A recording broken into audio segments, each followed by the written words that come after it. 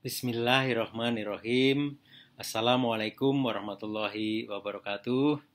Halo ayah bunda dan teman-teman guru PAUD yang berbahagia. Kita jumpa lagi di channel PAUD Akademia. Selamat datang bagi teman-teman yang baru bergabung. Kali ini kita akan membahas tentang merdeka belajar pada pendidikan anak usia dini. Yuk kita mulai pembahasannya.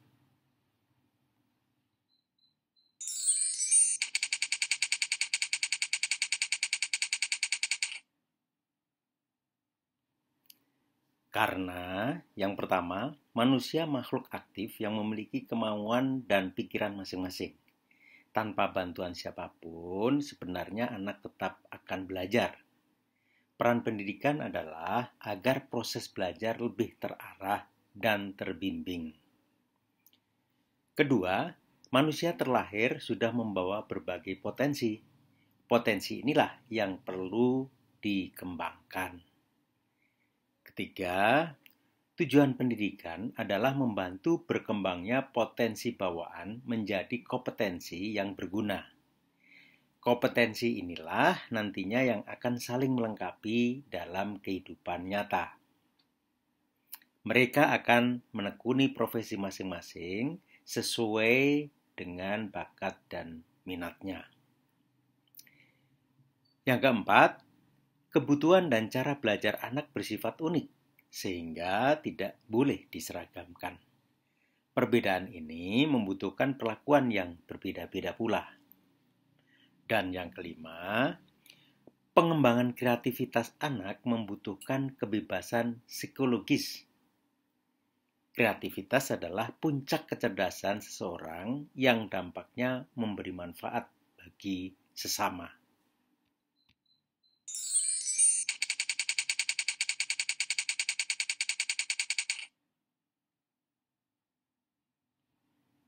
Berikut ini penjelasannya. Yang pertama, merdeka belajar pada dasarnya merupakan fitrah manusia. Bukankah setiap manusia tidak ingin dikekang? Ya, setiap manusia ingin bebas dengan mengendalikan sendiri seluruh aktivitas yang dilakukan. Kedua, merdeka belajar bukan hal yang baru. Sudah lama menjadi bahan perbincangan para ahli. Yang ketiga, merdeka belajar di dunia pendidikan dipelopori oleh John Dewey pada abad ke-19. Keempat, pelopor merdeka belajar di PAUD adalah Friedrich Froebel pada tahun 1840 melalui kindergarten. Beliau adalah penggagas dan pendiri lembaga PAUD yang pertama dengan nama kindergarten. Jadi, sesungguhnya sejak awalnya penyelenggaraan PAUD sudah menganut merdeka belajar. Dan yang kelima, di Indonesia merdeka belajar dipelopori oleh Ki Hajar Dewantara sejak tahun 1922 melalui perguruan Taman Siswa. Beliau memperoleh pengetahuan ini saat diasingkan di negeri Belanda pada tahun 1913 sampai 1919. Beliau juga mempelajari model kindergarten yang dikembangkan oleh Froebel dan mengadopsi di Indonesia dengan nama Taman Indria.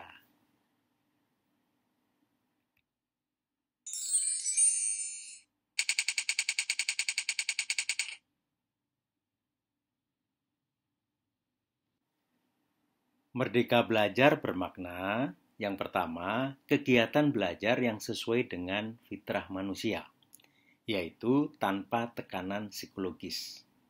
Dalam hal ini, seorang guru tidak boleh bertindak otoriter. Kedua, kegiatan belajar yang dilakukan atas kemauan sendiri, berdasarkan pilihan-pilihan yang disiapkan oleh guru, sehingga bersifat demokratis. Ketiga, kegiatan belajar yang penuh kemandirian. Inisiatif dilakukan sendiri oleh anak didik. Jika anak mengalami kegagalan atau kesulitan, guru memberikan bimbingan seperlunya, sehingga nantinya anak didiklah yang akan menemukan sendiri jawabannya. Dan yang keempat, kebebasan yang penuh tanggung jawab. Peserta didik menerima konsekuensi dari setiap hal yang dia lakukan. Bentuknya bukan hukuman, tetapi menerima akibat yang ditimbulkan dari pilihannya.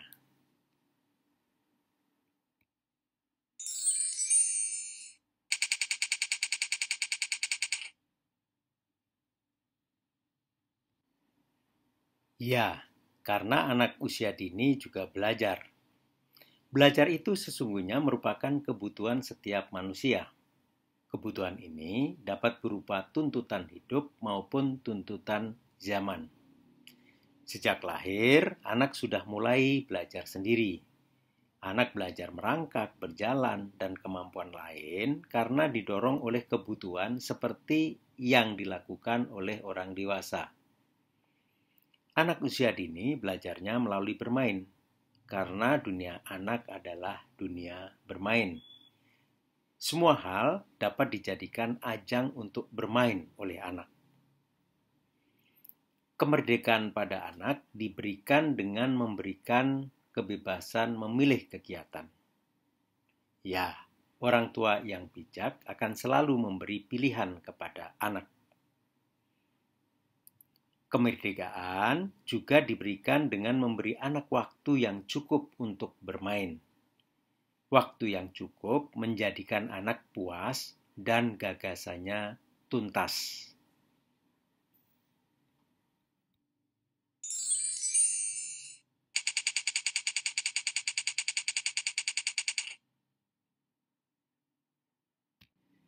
Ciri-cirinya adalah yang pertama, anak belajar secara natural melalui bermain atau permainan.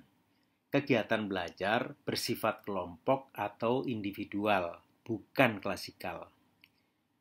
Kedua, tersedia banyak pilihan kegiatan bermain di setiap sudut, area, atau sentra bermain, sehingga anak memiliki banyak pilihan dalam bermain. Ketiga, peran utama guru adalah sebagai fasilitator, sedangkan anak sebagai subjek pembelajar. Guru hanya memberikan bantuan seperlunya kepada anak yang membutuhkan. Biarkan anak sendiri yang menemukan jawabannya. Keempat, guru tidak boleh bertindak otoriter kepada anak.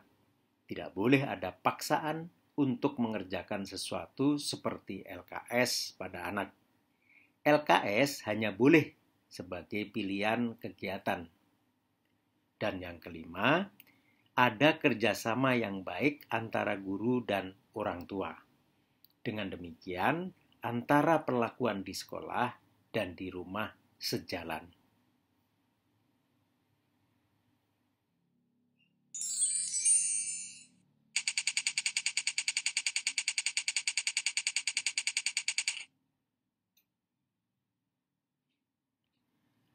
Bukan tanpa batas, tetapi yang pertama, kebebasan yang dibatasi oleh aturan.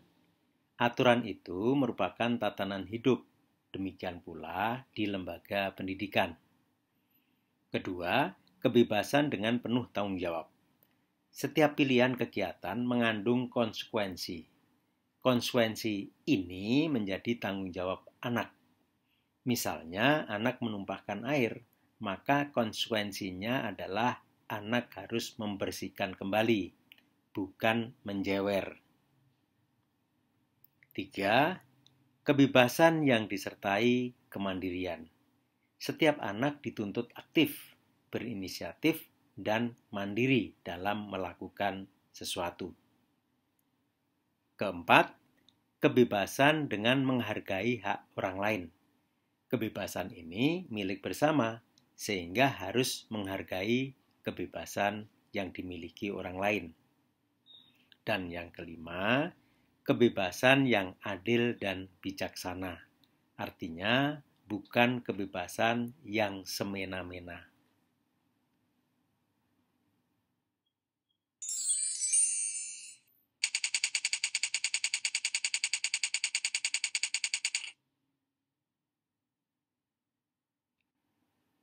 Banyak manfaatnya. Antara lain, yang pertama, meningkatkan inisiatif anak. Anak melakukan kegiatan tanpa menunggu perintah. Kedua, meningkatkan semangat belajar anak karena tidak ada tekanan apapun dari guru. Ketiga, meningkatkan kreativitas anak.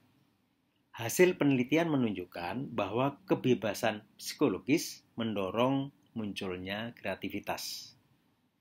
Keempat, meningkatkan kemandirian anak karena setiap kegiatan dilakukan atas inisiatif anak. Dan yang kelima, meningkatkan motivasi bersekolah pada anak. Hal ini sangat penting karena masa sekolah itu masa yang sangat panjang. Anak harus melewatinya dengan penuh semangat.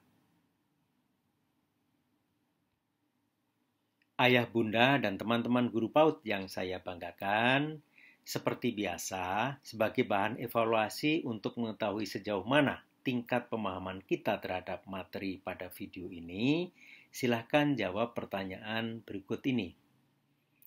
Nomor 1, mengapa perlu merdeka belajar? Nomor 2, dari mana dan siapa pencetus merdeka belajar? Nomor 3, apa makna merdeka belajar?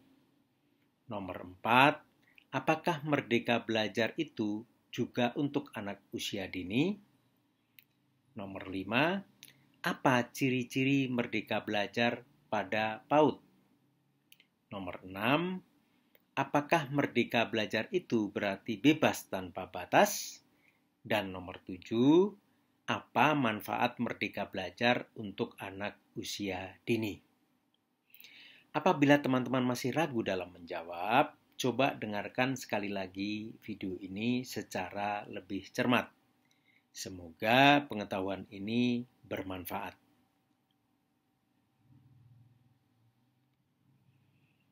Demikian ayah bunda dan teman-teman guru PAUD materi kita pada episode ini. Tetap semangat, terus belajar, dan jangan pernah takut untuk mencoba. Kita bisa karena biasa. Sampai jumpa pada episode berikutnya. Wassalamualaikum warahmatullahi wabarakatuh.